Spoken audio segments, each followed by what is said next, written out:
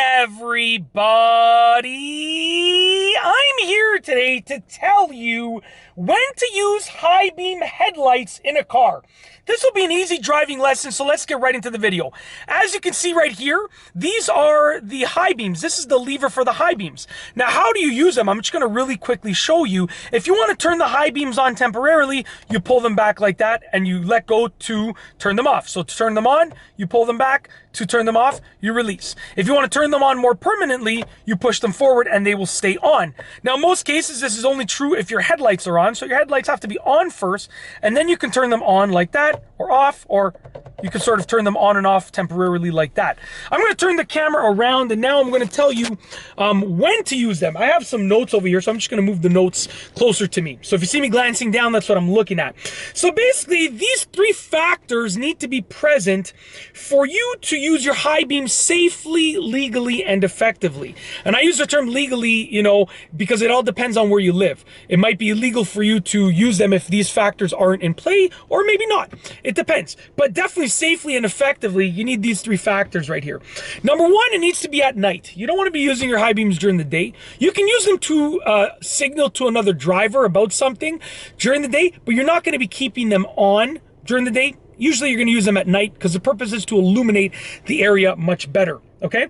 Number two is there's not enough surrounding light. So you're going to use them at night when there's not enough light surrounding. If there are no street lights, or if it's just a very dimly lit area and you need to use them, then, that would be considered as not enough surrounding light. And the third factor is going to be when no oncoming vehicles are present. And this is a huge one. I cannot tell you the number of times that I've been blinded by drivers in the oncoming lane with their high beams on, okay?